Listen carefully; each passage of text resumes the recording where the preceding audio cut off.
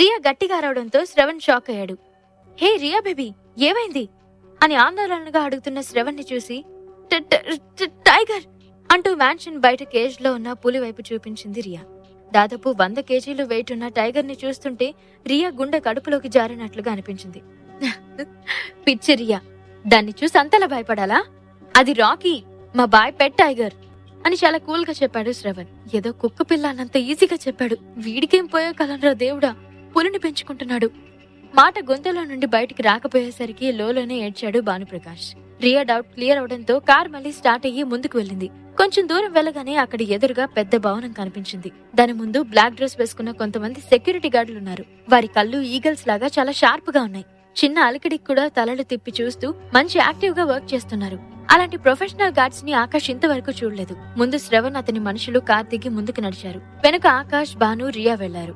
శ్రవణ్ ని చూడగానే ఒక గార్డ్ ముందుకొచ్చి అతనికి సెల్యూట్ చేసి, బాయ్, రాబర్ట్ సార్ మీ గురించి వెయిట్ చేస్తున్నారు. అవును, వీళ్ళంతా ఎవరు? లోపలికి తీసుకెళ్తారా అని ఆకాష్ వాళ్ళ వైపు చూస్తూ అడిగాడు. ఎస్, వాళ్ళంతా నా మనుషులే. రాబర్ట్ బాయ్ ని కలవడానికి వచ్చారు అని గార్డ్స్ తో చెప్పి అందరినీ తీసుకుని వెళ్లాడు. అక్కడ విశాలవంతమైన పెద్ద హాల్ ఉంది. కానీ అందులో ఎవ్వరూ లేరు.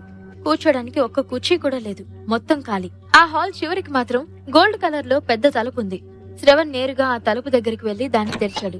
లోపల మరో సీక్రెట్ డోర్ ఉంది. దాని మీద సీక్రెట్ కోడ్ కొట్టడానికి వీలుగా చిన్న బాక్స్ ఉంది. అది చూసి శ్రవణ్ కోడ్ ఎంటర్ చేశాడు. పెద్ద చప్పుడుతో ఆ తలుపు తెరుచుకుని అండర్ గ్రౌండ్ లోకి మెట్లు ఏర్పడ్డాయి. అదంతా చూస్తుంటే రియాకి టెన్షన్ గా అనిపించింది. శ్రవణ్, నేను తీసుకుని వెళ్ళమని చెప్పింది రావణ్ పేరెంట్స్ దగ్గరికి. ఇక్కడికెందుకు తీసుకొచ్చావు? అసలు లోపలేముంది అని ఆకాష్ సీరియస్ గా అడిగాడు. చెప్తాను, కంగారెందుకు? లోపల రాబర్ట్ బాయ్ ఉన్నాడు. తనని కలిసిన తర్వాత అప్పుడు రావణ్ బాయ్ ఇంటికి వెళ్దాం అని చెప్పి అతను ఆ మెట్లు గుండా లోనికి వెళ్లాడు. మనసులో మాత్రం, ఈ రోజే మీ ఇద్దరికీ ఆఖరి రోజు. ఇక్కడి నుండి బయటపడితే అప్పుడు వెళ్ళండి రావణ్ బాయ్ ఇంటికి అని అనుకుంటూ ముందుకు నడిచాడు శ్రవణ్. చేసేది లేక ఆకాష్, భాను కూడా ఆ అండర్ గ్రౌండ్ లోకి అడుగుపెట్టారు.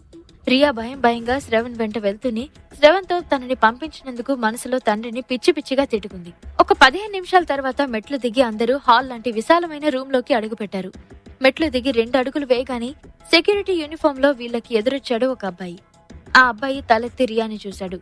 అతని కళ్ళు ఒక క్షణం రియా అందమైన ముఖం పైన నిలిచిపోవడం గమనించిన ఆకాష్ చిన్నగా దగ్గడంతో అతను తేరుకుని, రండి బాయ్, రండి, మా మ్యాన్షన్ అతిథి మర్యాదలు అందుకోండి అని వినయంగా ఆహ్వానించాడు.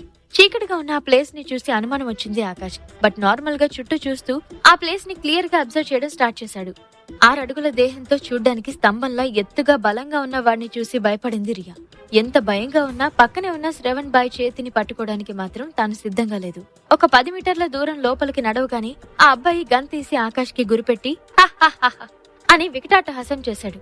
ఆకాష్ మాత్రం చిరునవ్వుతో ఆ అబ్బాయిని చూస్తూ, very good plan, but implement చేయడంలో ఫెయిల్ అయ్యావు అని ఫ్రాక్షన్ ఆఫ్ సెకండ్స్ లో గన్ పట్టుకున్న అతని చేతిని తన్నడంతో ఆ గన్ గాల్లోకి లేచింది. ఆకాష్ అదే అదనుగా పైకి ఎగిరి గన్ తీసుకుని ఆ అబ్బాయికి ఏం చేశాడు. ఆకాష్ స్టామినా తెలియని అబ్బాయి షాక్ లో కళ్ళు పెద్దవి చేసి చూస్తూ, అరే ఓ భయ్యా, ఏం చేస్తున్నావు? అది ఫుల్లీ లోడెడ్ గన్. భయంతో అరుస్తున్న వాడి నోట్లో గన్ పెట్టి, అరిస్తే బుల్లెట్ డైరెక్ట్ గా కపాలంలోకి దిగుద్ది అని వార్న్ చేశాడు ఆకాష్. ఆ అబ్బాయి గట్టిగా అరవడంతో శ్రవణ్ వాళ్ళ దగ్గరకొచ్చి, గన్ దించు, ఇది మా అడ్డా. ఎంత ధైర్యం ఉంటే మా డెన్కే వచ్చి మా మనిషికే గన్ ఏం చేస్తావా అని ఆవేశంగా అడిగాడు. ధైర్యం అది బై బర్త్ నుండే ఉంది, కానీ ఇప్పుడు చెప్పండి, మీ బాయ్ పేరెంట్స్ ఎక్కడా అని సీరియస్ గా అడుగుతున్న ఆకాష్ ని చూసి గట్టిగా నవ్వాడు శ్రవణ్. మా బాయ్ డెన్ లోకి వచ్చి తప్పించుకుందామని అనుకుంటున్నావా?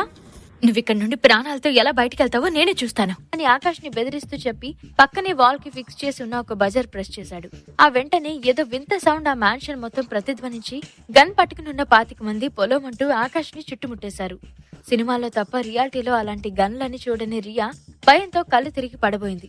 లాస్ట్ మూమెంట్ లో రియాని చూసిన శ్రవణ్ తనని కింద పడకుండా పట్టుకుని, రియా వాట్ హ్యాపెన్ అని కంగారుగా ఆమెని లేపే ప్రయత్నం చేసి రియా ఎంతకీ లేవకపోవడంతో తనని 2 చేతులతో ఎత్తి భుజం మీద వేసుకుని, రాబర్ట్ బాయ్ వచ్చే వరకు వీళ్ళని ఒక్క అడుగు కూడా కదలనివ్వకండి అని అందరినీ వార్న్ చేసి రియాని తీసుకుని మ్యాన్షన్ లోకి వెళ్ళిపోయాడు శ్రవణ్.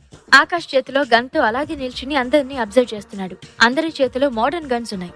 అది కూడా ఒకేసారి 20 మందినైనా చంపే సామర్థ్యం కలుగున్నవి. ఇంతలో టక్ టక్ అని షూస్ సౌండ్ వినిపించడంతో అందరూ అలర్ట్ అయ్యి ఆకాష్ దగ్గరకు వచ్చేలా దారినిస్తూ సైడ్ కి లైన్ లో నిల్చున్నారు. 7 అడుగుల భారీ దేహం, చూడ్డానికి నల్లగా ఉంది. భయానికి భయం పుట్టించేలా ఉన్న ఒక అతను నోట్లో సిగార్తో అక్కడికొచ్చాడు. అతని రాబర్ట్, రావణ్ బాయ్కి రైట్ హ్యాండ్. రావణ్ బాయ్ చచ్చిపో అని చెప్పినా క్షణం కూడా ఆలోచించకుండా తన తల తీసి రావణ్ బాయ్ కాళ్ళ దగ్గర పెట్టేంత పిచ్చి రాబర్ట్ కి. సిగార్ నోట్లో నుండి తీసి ఆకాష్ ఫేస్ మీదకి పొగను వదులుతూ, మా బాయ్ పేరెంట్స్ తో నీకు పనేంట్రా అని నిర్లక్ష్యంగా అడిగాడు. వాళ్ళ దగ్గరికి తీసుకెళ్ళు, నీకు వాళ్ళకి కలిపి చెప్తాను నా పనేంటో అని అంతే పొగరుగా చెప్పాడు ఆకాష్. చేతిలో సిగార్ కింద వేసి కాలికున్న షూతో నలిపి పాడేస్తాను. నువ్విక్కడ చచ్చావనే విషయం కూడా ఈ గోడల్ని దాటి బయటికి వెళ్ళదు. ఏమన్నా మా బాయ్ పేరెంట్స్ ని మీట్ అవ్వాలా? మా బాయ్కి తెలిస్తే నువ్విక్కడికి వచ్చేవాడివే కాదు అని కోపంగా అన్నాడు రాబర్ట్. ఆ బాయ్కే దమ్కి ఇచ్చి ఇక్కడి వరకు వచ్చాడు మా బాస్. అది తెలియక ఓ ఎగిరి పడుతున్నావు. అది తెలుసుకునే టైంకి నువ్వు ఉంటావో ఉండవో ఆ దేవుడికే తెలియాలి అని మనసులోనే అనుకున్నాడు భానుప్రకాష్. ఆకాష్ చిన్నగా నవ్వి, నువ్వు లేట్ చేసే ఒక్కో క్షణం నీ చావుకి నువ్వే ఎదురెళ్ళినట్టు. సో లేట్ చేయకుండా నన్ను చేరేలా చేస్తే నువ్వు సేఫ్ అని అన్నాడు. ఆకాష్ ఫేస్ లో నవ్వు, మాటల్లో తీవ్రతకి ఎక్కడా పొంతన కుదరకపోవడంతో వీణ్ణి ఎస్టిమేట్ చేయడంలో పొరపడ్డానా అని ఒక్క సెకండ్ తన మైండ్ లో అనుకున్నాడు రాబర్ట్. రాబర్ట్ ఆలోచనల్లో ఉన్న సెకండ్ గ్యాప్ లోని ఆకాష్ గన్ తీసి ఆ హాల్లో ఒక మూలకి అరేంజ్ చేసి ఉన్న మీడియం సైజ్ పవర్ సిస్టమ్ మీద వరుసగా 3 సార్లు షూట్ చేశాడు. మ్యాన్షన్ మొత్తానికి పవర్ సప్లై చేయడంలో సబ్ ట్రాన్స్ఫార్మర్ గా ఉన్న ఆ సిస్టమ్ బ్లాస్ట్ అయ్యి మ్యాన్షన్ మొత్తం పవర్ ఆఫ్ అయింది. కొంచెం చీకటిగా ఉన్న ఆ హాల్లో అక్కడక్కడ ఉన్న లైట్స్ కూడా బ్లాస్ట్ అయ్యి పవర్ సిస్టమ్ ఉన్న సైడ్ నుండి మంటలు రేగాయి. ఆ మంటల్లో ఆకాష్ తన ప్రాణాలు తీయడానికి వచ్చిన యముడ్లా కనిపిస్తుంటే రాబర్ట్ కి భయంతో వెన్ను నుండి ఒళ్లంతా జలధరించింది. క్షణకాలంలో జరిగిన చర్యకి అలర్ట్ అవ్వాలని సెక్యూరిటీ గార్డ్స్ నుండి గన్ తీసుకుని ఒక్క షాట్ లో అందరినీ లేపేశాడు ఆకాష్. రాబర్ట్ ఒక్కో అడుగు వెనక్కి వేస్తూ జీవితంలో ఫస్ట్ టైం భయం అనే పదానికి అర్థం తెలుస్తుంటే బాయ్ నహి అంటూ వేడుకున్నాడు. అతన్ని ఎందరో ప్రాణభిక్ష పెట్టమని వేడుకున్నారు కానీ అతను మానవత్వం మరిచి జాలి దయ లేకుండా నిర్దాక్షిణ్యంగా చంపేశాడు. ఇప్పుడు తన ప్రాణాల మీదకు వస్తే తప్ప ప్రాణం విలువేంటో తెలియట్లేదు రాబర్ట్ కి. ఎరా, ఇంతకు ముందు ఏవో డైలాగ్స్ కొట్టావు, మరి పారిపోతావే? రారా, దమ్ముంటే నా ఒంటి మీద చెయ్యి చూస్తాను అని రాబర్ట్ వైపు ఒక్కో అడుగు వేసుకుంటూ వెళ్లాడు ఆకాష్. రాబర్ట్ అంత తేలిగ్గా తన ఓటమిని ఒప్పుకోలేక చేతికి అందిన చైర్ని తీసి ఆకాష్ మీదకి విసరటంతో ఆకాష్ గన్ కింద పడిపోయింది. ఆకాష్ చేతిలో గన్ లేకపోవడంతో కొంచెం ధైర్యం వచ్చి కాలితో ఆకాష్ చెస్ట్ మీద బలంగా తన్నాడు రాబర్ట్. ఆ ఫోర్స్ కి ఆకాష్ ఎగిరి వెనక్కి పడుతూనే స్ప్రింగ్ లా పైకి లేచి పిడికిలు బిగించి రాబర్ట్ దవడపై వరుసగా 3 సార్లు కొట్టాడు.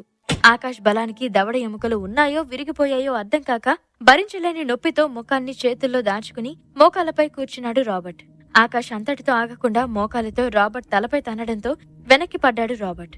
ఆకాష్ అలుపు తీర్చుకుంటూ, ఎరా, ఇది చాలా, ఇంకొంచెం డోస్ పెంచాలా అని అడిగాడు. రాబర్ట్ కింద పడి గిలగలా కొట్టుకుంటూ, రేయ్, నన్ను పడగొట్టినంత ఈజీ కాదు మా రావణ్ బాయ్ని ఎదుర్కోవడం. నా మీద చెయ్యి వేసిన నిన్ను ఏ పాటికి ఆ పాట ముక్కలు ముక్కలుగా చేసి కాకులకి గ్రద్దలకి ఆహారంగా వేస్తాడు అని అన్నాడు. మీ బాయ్ కోస్తుంటే చూస్తూ కూర్చోడానికి అంత చేతకాని వాడు ఎవడూ లేడిక్కడ. ముందు మీ బడే బాయ్ని ఇక్కడికి రప్పించు అని రాబర్ట్ మెడపై కాలితో తొక్కుతూ అన్నాడు ఆకాష్. ఆకాష్ పట్టుకి కదల్లేక విడిపించుకోలేక, సరే సరే నన్ను వదిలే, వాళ్ళెక్కడికి వస్తారు అని రాబర్ట్ చెప్పడంతో విసురుగా రాబర్ట్ మీదున్న కాలు తీసి ఫోన్ చేయి అని గంభీరంగా చెప్పాడు. రాబర్ట్ అతి కష్టంగా పాకెట్లో ఉన్న ఫోన్ తీసి రావణ్ పేరెంట్స్ కి కాల్ చేసి ఆకాష్ గురించి బ్రీఫ్ గా ఎక్స్ప్లెయిన్ చేయడంతో వాళ్ళు అగ్గి మీద గుగ్గిలమయ్యారు. రాబర్ట్ కాల్ కట్ చేసిన మరుక్షణమే వాడి కాలర్ పట్టి పైకి లేపి ఈడ్చుకెళ్లి కారులో పడేశాడు. అప్పటి వరకు జరుగుతున్నదంతా సినిమా చూస్తున్నట్టుగా చూస్తున్న భానుప్రకాష్ ఆకాష్ రాబర్ట్ ని తీసుకెళ్లి కారులో పడేయడం చూసి ఫాస్ట్ గా వెళ్లి కార్ తీశాడు. హోటల్ కి పోని అని ఆకాష్ ఆర్డర్ వేయడంతో మారు మాట్లాడకుండా హోటల్ కి తీసుకెళ్లాడు భానుప్రకాష్.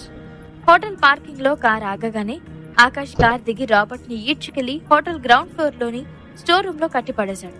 అప్పటికే బ్లడ్ చాలా పోవడంతో ఒంట్లో ఓపిక మొత్తం పోయి అరవడానికి కూడా నోరు తెరవలేక కిక్కురు మనకుండా నొప్పితో మూలుగుతూ ఉన్నాడు రాబర్ట్.